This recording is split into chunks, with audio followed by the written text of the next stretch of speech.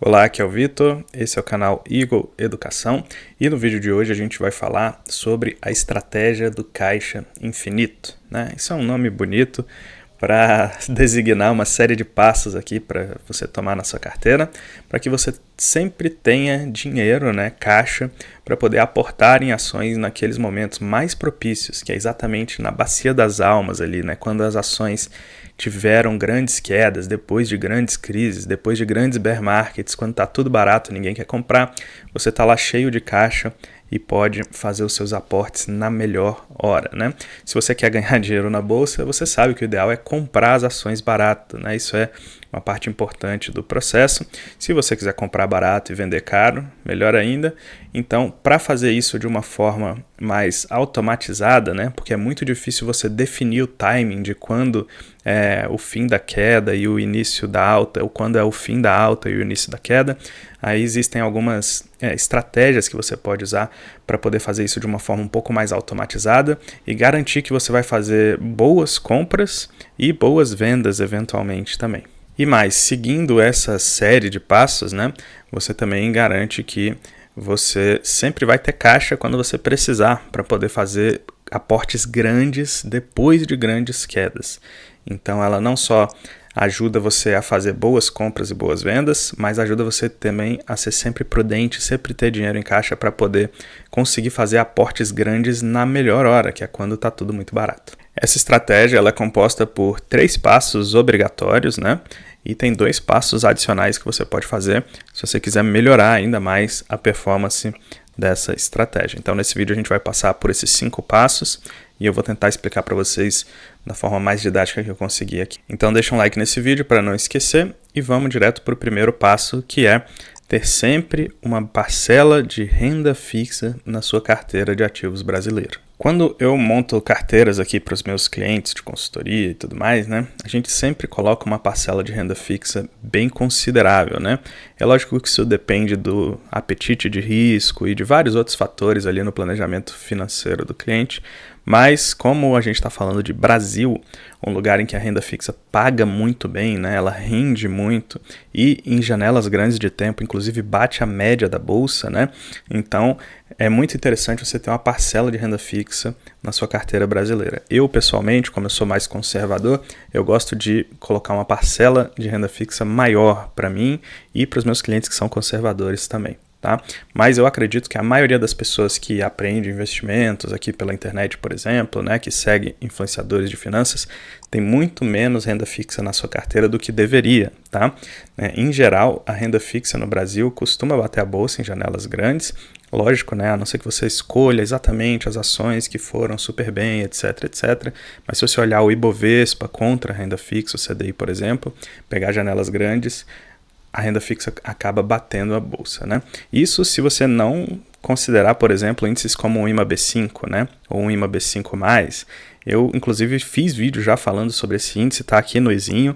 Não é um vídeo que dá muita visualização, não é um vídeo que as pessoas querem saber porque é muito chato, mas o IMAB5 bateu o CDI, bateu bolsa com muita folga e é um índice excelente se você investe, especialmente se você investe no Brasil, que é um país com problemas inflacionários. Você precisa conhecer o IMAB5 e o IMAB5+. Quando eu trabalhei lá no banco, né, a gente lidava lá com a gestão de fundos de investimentos, toda vez que o gestor precisava aumentar o rendimento de um fundo ali, sem adicionar muita rentabilidade, geralmente o que ele escolhia como instrumento era o IMAB5. E quando eu entrei lá para fazer esse trabalho, eu não conhecia esse índice, né? E eu ficava encucado com aquilo. Poxa, por que o cara não botou mais ação na carteira, né? Já que ele quer ter um potencial maior de ganho. Não, ele ia lá e botava IMAB5 ou IMAB5+, dependendo do que tinha ali na política do fundo, né? E aí que eu fui conhecer esse índice e me ligar que é um índice muito bom para o investidor, inclusive para você, investidor pessoa física, e ultimamente tem muito instrumento para você conseguir se expor a esse tipo de índice, né? Mas enfim, esse não é um vídeo sobre renda fixa. O importante é esse primeiro passo aqui, você ter bastante renda fixa na sua carteira, e renda fixa de vários prazos, né? Principalmente as de prazo curto, porque a gente vai ver que essa renda fixa muitas vezes vai servir como caixa para a gente fazer algumas operações. Então beleza, primeiro passo é esse, tenha uma quantidade interessante, grande, né, de renda fixa na sua carteira. Segundo passo, aprenda a fazer rebalanceamento de ativos. De novo, né, quando eu trabalhei lá na gestão de fundos lá desse bancão, sempre tinha o dia do rebal, né? Então os fundos lá, tinha fundos que rebalanceavam mensalmente, semestralmente, enfim, cada fundo tinha um período ali em que ele era rebalanceado. Mas os fundos eram sempre rebalanceados para restaurar ali os percentuais de carteira que eles tinham estabelecidos inicialmente. Vitor, como é que funciona essa história? Vou te falar. Você tem uma carteira, você vai definir para sua carteira, baseado nas classes de ativo, quanto por cento você vai ter em cada classe de ativo.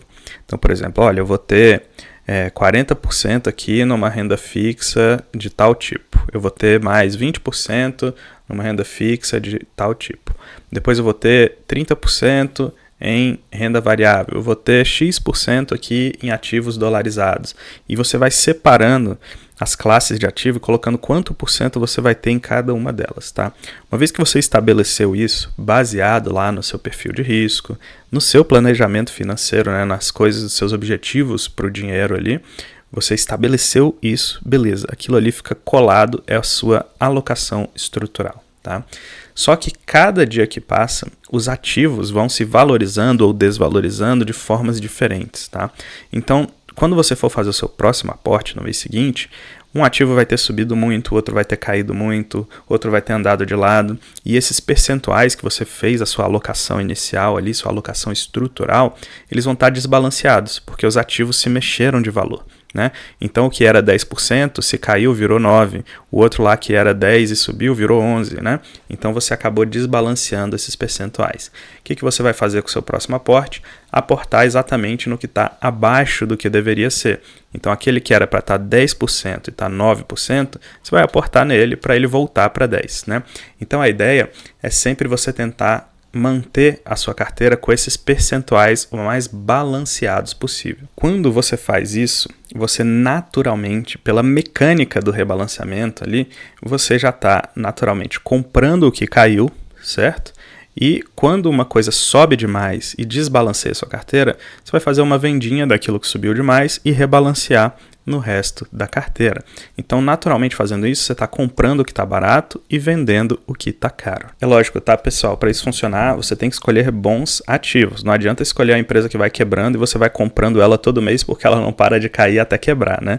Então tem que ter alguns limites aí para você não ficar comprando coisa ruim todo dia, né?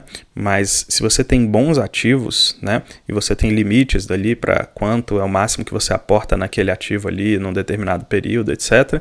Você pode usar essa estratégia para poder fazer essas compras inteligentes. Você está comprando sempre na baixa, quando sobe demais e o mercado exagera, você está vendendo um pouquinho, realizando um pouco do lucro. Esse é um ponto importante também, né? Os fundos de investimento fazem sempre isso, mas eles têm uma certa vantagem tributária, porque ele dentro do fundo, quando ele está trocando ativos de lugar, muitas vezes ele não paga o imposto, né, que você, pessoa física, vai ter que pagar. Então você vai ter que tomar cuidado aí com as regras de imposto, por exemplo, quando for vender ações, tentar fazer esse rebalanceamento mais lentamente, vendendo aqui dentro do limite que a Receita permite que você seja isento de imposto, por exemplo, né? Então fazer esse tipo de coisa para ficar evitando ali de pagar taxas e impostos, né, que isso dá uma desacelerada no efeito de juro composto, né, na sua carteira. Mas enfim, considerando todas essas coisas operacionais, né, essas pequenas coisas operacionais, fazer o rebalanceamento é sim uma ideia muito interessante e vai fazer você fazer essas compras inteligentes, tá? E mais do que isso, quando a gente tem uma crise aguda no mercado de ações, por exemplo, o que foi 2020, né? O mercado ali em 2-3 meses caiu 50%, 60%, qualquer coisa nesse sentido, você vai estar numa posição muito interessante, porque a sua parcela de ações vai ter diminuído muito e a sua parcela de renda fixa vai ter crescido muito, né, proporcionalmente ali na sua carteira. Então vai ser a hora de você vender um pouco de renda fixa e comprar as ações lá no fundo, lá na Bacia das Almas, né? Então imagina quem comprou ações lá no fundo de 2020, ali em março, né? Quando o índice estava lá em 60 mil pontos, né? Então você estaria comprando exatamente nessas horas boas. E o contrário também é verdadeiro, tá? Quando o índice subir demais e percentual de ações da sua carteira ficar muito grande, você vai estar vendendo ações aos poucos para recompor sua carteira e os seus percentuais ali. Então você está vendendo na alta e comprando na baixa. Bom, então foram 2 passos até agora. Ter bastante renda fixa na carteira, que é importante, sim, na carteira brasileira você ter renda fixa. E o segundo é fazer a alocação estrutural e o rebalanceamento dessa carteira de tempos em tempos. Agora a gente vai para o terceiro passo, que é ter ativos na sua carteira que são geradores de renda. Vamos lá, tem vários ativos que você pode ter. Se você tem, por exemplo, um Tesouro Selic, ele é um ativo ótimo, rende muito bem, paga lá o CDI e tudo mais, mas ele não é um ativo gerador de renda, né? Ele não te paga todo mês ali. O que ele faz? Ele valoriza, mas ele não fica botando dinheiro na sua conta ali, tá? Então ele é um ativo de valorização, mas não um ativo gerador de renda, né? Para você fazer dinheiro com ele, né, você tem que vender o título e aí pegar o dinheiro para você. É diferente de uma ação que te paga dividendo, por exemplo, ou de um fundo imobiliário que te paga os aluguéis, tá?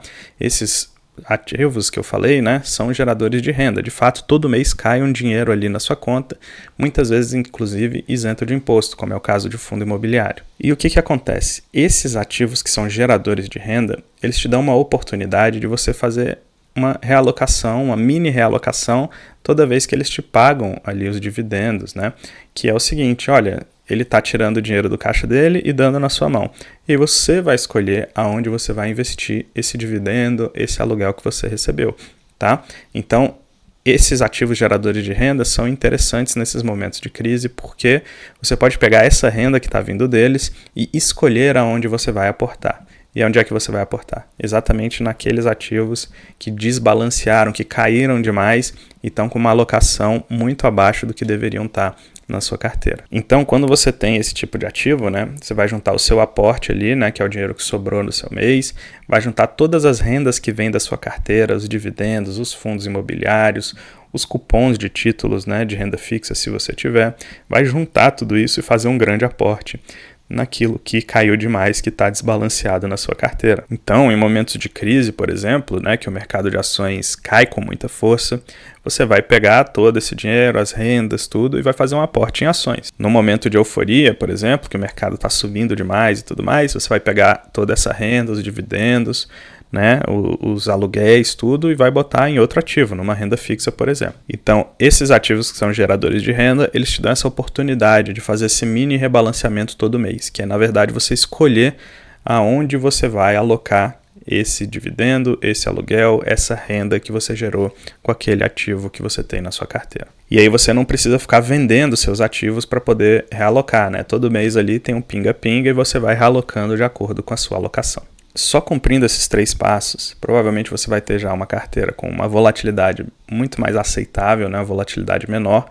Você vai ter uma carteira que vai performar muito bem, porque você está fazendo compras inteligentes, vendas inteligentes, tá? E uma carteira tranquila de levar, porque você sabe exatamente o que você precisa fazer, né? Basta realocar naquele percentual que está abaixo. É uma forma bem mecânica de ver o mercado. Agora a gente vai entrar nos 2 últimos passos, que são opcionais, né? Você não precisa fazê-los, mas que podem gerar algum ganho ali na sua carteira. O 4º passo, então, que a gente vai falar, que é um passo opcional, é fazer operações de renda com opções. De forma semelhante ao que acontece com os ativos geradores de renda, que eu falei no passo 3, as operações de renda também te dão a oportunidade de você fazer novos aportes, né, naquilo que está desbalanceado. Então, é uma fonte de renda a mais ali na sua carteira para você ir fazendo essa realocação ao longo do tempo. Se você é prudente com isso, né, você faz de uma forma segura, faz com deltas pequenos lá, por exemplo, né, se você é um cara que gosta da renda com opções ali, quer correr poucos riscos, né, faz com delta pequeno, numa quantidade aceitável, tolerável, né, ao longo do tempo, você pode ir usando esses prêmios para usar como se fosse uma renda de um ativo normal, um dividendo sintético ali. Quando você faz isso, ele também te faz comprar quando o mercado cai demais e vender quando o mercado sobe demais. Afinal, você está fazendo uma venda coberta lá das suas ações ou uma venda de put ali em cima da sua renda fixa, né? Então, quando o mercado cai demais, você vai lá e está entrando em ações, está comprando ações porque você vendeu aquela put lá bem fora do dinheiro lá embaixo, né? Então, você está fazendo novas entradas ali todo mês quando o mercado vai caindo. Se você olhar bem, isso já é o que você faria naturalmente se você não vendesse opções, né? O mercado cairia, o seu próximo aporte seria lá em ações, né? Então você já faria esse movimento naturalmente se você não fizesse a venda de opções, né? Então se você fizer uma venda de opções em volumes adequados, né? Fizer pequeno e tudo mais, vai ser mais ou menos como cumprir o plano que você já tinha em mente, né? Se cair demais você compra, se subir demais você vai vender um pouquinho. Mas tem um benefício que você vai ganhar um prêmiozinho ali do mercado todo mês para poder ajudar nesses aportes. E a maioria dos meses, se você fizer com os deltas pequenos, por exemplo, essas opções vão todas virar pó, o prêmio vai ficar para você no seu bolso e você vai aumentando seu aporte e fazendo essa bola de neve girar mais rápido. Então, aprender a fazer essas operações de renda com opções é muito útil ali para você fazer na sua carteira, tá? Aqui na Eagle eu tenho um curso que chama Aprenda Operações Estruturadas, que fala sobre renda com opções. Eu cubro essas operações básicas, né? E cubro também as potencializações, né? Que são coisas que você pode fazer, estruturas que você pode fazer, que podem aumentar a quantidade de prêmio que você recebe sem mudar significativamente o risco que você está tendo, tá? Vai ter um link aqui na descrição, o primeiro link aqui da descrição, que vai te levar para um vídeo onde eu te explico como funciona esse curso. Se você tiver interesse, clica lá e vê se é para você. Se for para você, vai ser um prazer te receber lá na minha turma. É didático, barato, objetivo, tem centenas de alunos satisfeitos lá que me mandam depoimentos com frequência.